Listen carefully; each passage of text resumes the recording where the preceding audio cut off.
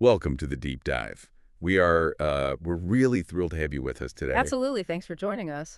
So our mission for this session is to sift through a stack of sources that are honestly genuinely uplifting. We're looking at a collection of stories about nature, our environment, and our place within it. Which is a much needed counter narrative to the usual doom and gloom, I think. Oh, completely.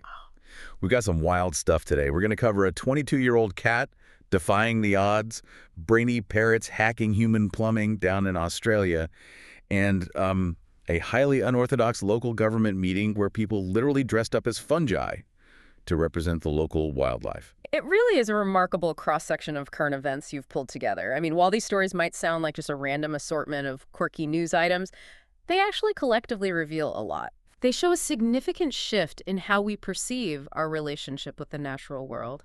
We're looking at deep emotional bonds, the hidden and highly adaptive intelligence of urban wildlife, and even an emerging philosophical movement that seeks to give ecosystems an actual voice in human politics.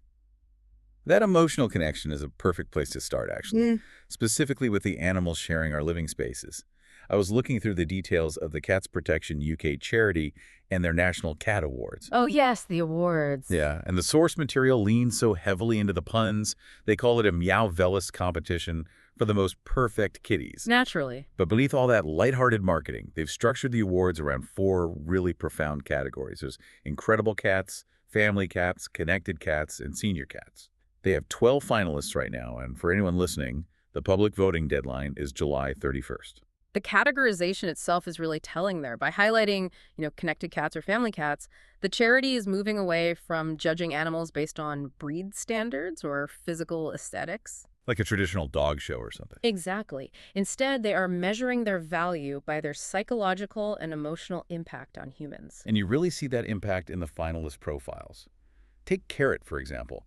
Carrot is a 22-year-old senior cat. Wow, 22. Reaching 22 is a staggering lifespan for a feline. Right. And even with only 3 teeth left, Carrot is still this active, comforting presence. But the stories get much heavier, too. They do. There's a tabby named as Mitz, who provided constant companionship to their owner, Louise, while she was experiencing homelessness. MITS is a perfect case study in nervous system regulation. When a human experiences severe instability, like the trauma of homelessness, the body remains in a chronic state of fight or flight. Which is exhausting. Completely. And traditional social safety nets often feel alienating or totally inaccessible in those moments. An animal, however, offers a non-judgmental anchor. Yeah, they just need you. Right. Caring for Mitts forced a daily routine. Finding food, finding a safe place to sleep. That provides a vital psychological framework when society's structural frameworks have essentially collapsed. We see a similar dynamic with another finalist named Magic. Magic became the primary emotional support for his owner, John, after John's fiancée passed away. It's incredible. It is. And then, I guess to balance out all that heavy emotional lifting, you have finalists like Fizz. Fizz earned local celebrity status by wandering onto a theater stage right in the middle of a live performance. Fizz certainly provides a necessary laugh there. But looking back at Myths and Magic, we see this recurring theme. Humans are relying heavily on the uncompensated emotional labor of animals to survive our darkest periods. Uncompensated emotional labor, that's a great way to put it. It fundamentally shifts the dynamic from just pet ownership to a real symbiotic survival strategy. Understanding how much we rely on these animals, it really makes you wonder what our society would look like if we actually gave them a say in how things are run. That is a fascinating pivot. Well, over in Southampton, in the UK, they are taking that concept out of the theoretical realm. They recently held an interspecies democracy meeting. The documentation on this event is just fascinating. It challenges the foundational premise of our political systems. Because our systems only care about us. Right. Historically, politics has only ever accounted for human needs, and usually at the direct expense of the surrounding environment. The execution of this meeting was brilliant, though. Instead of a dreary zoning board meeting with bureaucrats in gray suits, the attendees dressed up as the local flora and fauna. It's quite the visual. You had people actively participating in local government, dressed as worms, butterflies, bees, water voles, fish, and fungi. And the meeting wasn't chaired by a mayor. It was facilitated by someone representing an owl and someone representing a river. We should probably clarify the institutional backing here for you listening, because this wasn't just a fringe protest. No, not at all. It was an official part of the region's Urban Wild Festival. It was organized by the Youth for Climate and Nature Scheme. They're known as UCAN in direct partnership with the new Forest National Park Authority. That's a serious partnership. It is. They utilized all this theatricality to lower the barrier to entry for complex civic engagement. And the visual of a kid in a giant mushroom hat Yeah. cross-examining a local politician is just incredible. But the advocates weren't just playing dress-up. No, they came prepared. They used the platform to clearly articulate the specific roles these species play in the Southampton ecosystem. They detail the environmental degradation threatening their habitats, and then they looked the council members in the eye and demanded to know what specific policy actions would be taken to protect them. It is a radical reframing of accountability. Usually, a politician only has to justify an environmental policy to taxpayers or corporate interests. Or voters who want lower taxes. Exactly. But by forcing the council to answer directly to a representative of the river or the soil microbiome, it exposes the massive blind spots in our human-centric default. It really does. It forces a conversation about whether an ecosystem has an inherent right to exist, entirely independent of its economic utility to humans. Speaking of foundational elements of the ecosystem that we completely ignore in our policymaking, our sources brought up some astonishing data regarding seaweed. Ah, seaweed. Yeah, it's something most of us only ever think about when it brushes against our leg at the beach and freaks us out, or when it wraps our sushi. But it might be one of the most vital organisms on the planet. I have 3 mind-blowing facts about this. Fact 1. The timeline of its existence is difficult to comprehend. Seaweed has been on Earth for over 1 billion years. That's with a B. With a B. Yeah. 1 billion years. It predates any animal or terrestrial plant. It's a super simple organism with no roots or leaves that just uses sunlight to make energy. Which leads to fact 2. Calling it a plant is actually a common misconception. Seaweed is a highly diverse type of macroalgae, and there are over 12,000 different species worldwide. 12,000. Yes, with distinct regional hotspots. There are at least 1,000 species in New Zealand alone, and 1,500 around Australia. And because they lack root systems to draw nutrients from soil, they rely on a structure called a holdfast. A holdfast? Yeah, this mechanism allows them to grip onto rocks or other hard surfaces in high-energy coastal environments.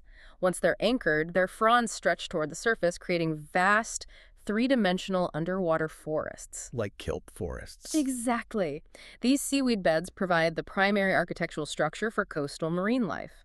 They offer breeding grounds and crucial protection for juvenile fish trying to avoid predators. It's essentially underwater public housing. Yeah. But what really caught my attention was fact 3, which is how humanity is finally tapping into its broader potential. It's edible, sure, but seaweed is currently being harvested and processed into biofuel, medical compounds, and highly viable, eco-friendly alternatives to single-use plastic packaging. The most critical application, however, is its role in climate regulation. That's the real aha moment here. Oh, so? Well, when we discuss carbon sequestration, the narrative is almost entirely focused on planting terrestrial trees. Yet, seaweed is quietly acting as a massive carbon sink in the ocean. It's basically an oceanic superhero. Love that. Furthermore, it engages in active bioremediation. It literally absorbs excess nutrients and toxic industrial heavy metals from the water column. Seaweed operates as the planetary liver, filtering the water and stabilizing the entire marine ecosystem. A billion-year-old water filtration system that we can also use to replace bubble wrap. That's amazing.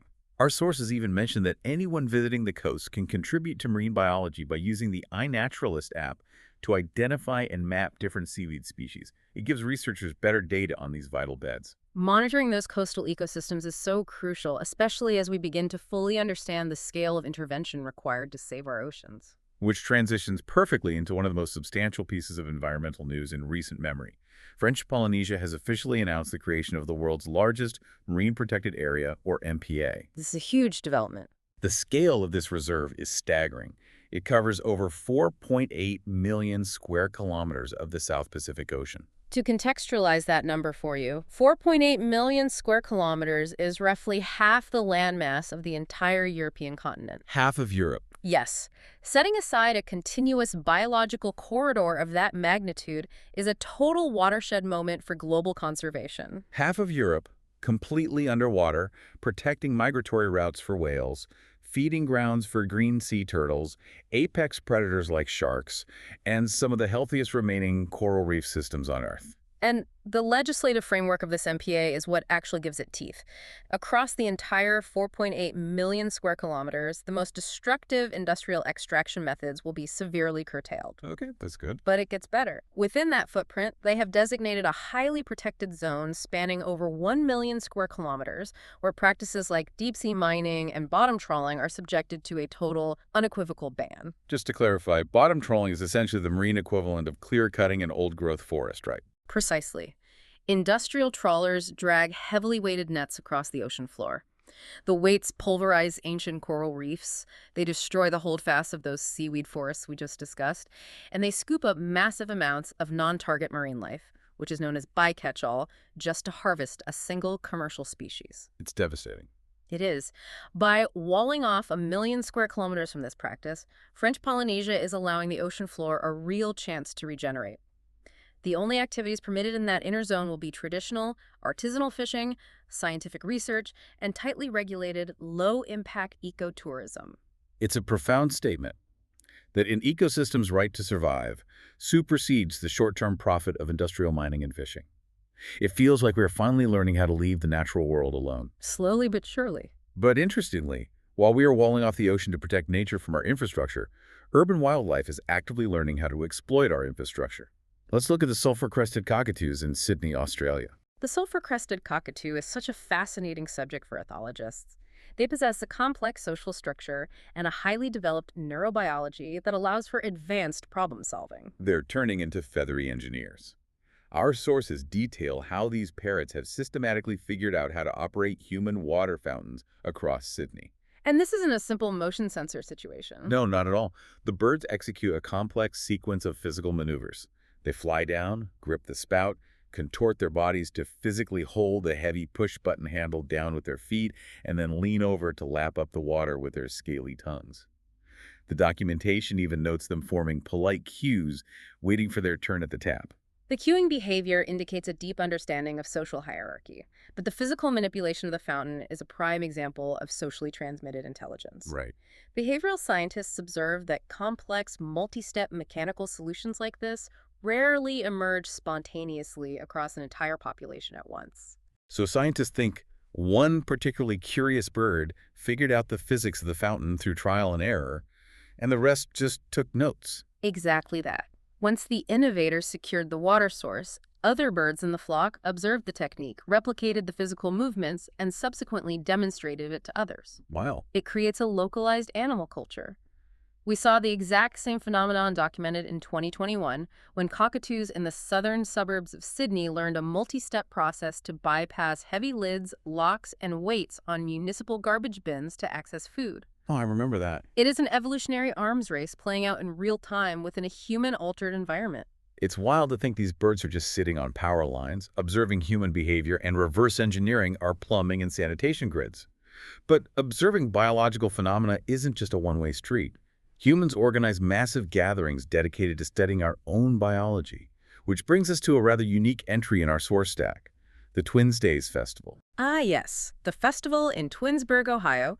It occupies a very specific niche at the intersection of cultural celebration and scientific utility. It's the world's largest annual gathering of twins, and it runs from August 1st through the 3rd.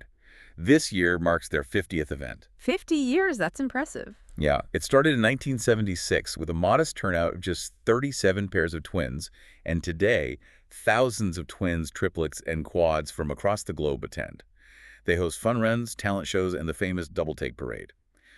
But beyond the novelty of seeing thousands of genetically identical people in one place, it functions as a massive pop-up medical laboratory. The scientific value of this gathering cannot be overstated. Medical researchers, geneticists, and behavioral scientists set up dedicated research tents adjacent to the festivities, and the attendees frequently volunteer to participate in a wide array of studies. Because twins offer the perfect control group for nature versus nurture, right? Yes. Monozygotic, or identical twins, share the same DNA sequence. When researchers are trying to determine the root cause of a specific disease, a behavioral trait, or even an epigenetic change, studying twins allows them to isolate environmental and lifestyle factors from genetic And it predisposition. makes total sense. If one twin develops a condition and the other doesn't, researchers can look past the DNA to examine divergent environmental exposures. Having thousands of willing participants aggregated in a single location drastically accelerates data collection for these vital, long-term health studies. So you go to Twinsburg for the talent show, and you end up helping decode the human genome. It's a brilliant synergy. Since we are marking the Twins Days Festival on the calendar, our sources provided a quick rundown of other notable dates approaching to celebrate our connection to each other and the environment. Always good to have on the radar. Exactly. So August 27th is World Lake Day, a great prompt to appreciate local freshwater ecosystems. September 7th is Father's Day. September 14th is National Bilby Day, honoring those endangered desert-dwelling marsupials in Australia. Fantastic animals. They really are. Then September 20th brings us Coastal Cleanup Day, which ties perfectly back to our seaweed discussion earlier, a chance to get out and manually remove plastic from the shoreline. And finally, September 21st is World Gratitude Day, serving as a simple reminder to verbally acknowledge the people and the environments that support us. It is a really well-curated calendar. Each of those days reinforces the central theme of our discussion today, which is taking a moment to recognize the complex, interdependent systems we operate within. It really puts things into perspective. Today, we've tracked how a 22-year-old cat provides critical emotional support for humans in crisis. We explored a political framework where the ecosystem advocates for itself, unpacked the billion-year-old bioremediation power of seaweed, and celebrated a 4.8 million square kilometer sanctuary in the South Pacific. We covered a lot of ground. We did. We observed Sydney's lock-picking cockatoos reverse engineering our infrastructure and looked at how thousands of twins in Ohio are helping advance genetic medicine. We really hope you found these stories as engaging and thought-provoking as we did, and that they inspire you to look a little closer at the natural world operating all around you. Thank you for joining us on this deep dive. And as we conclude, I'd like to offer one final thread for you to pull regarding those cockatoos in Sydney. We know with certainty that urban birds are actively observing us, memorizing our routines, and successfully learning how to operate our water fountains and garbage bins. Right? It demands a rather unsettling but fascinating question. What other pieces of human technology might our local wildlife be secretly learning to manipulate right now, entirely under the radar, simply because we aren't paying attention?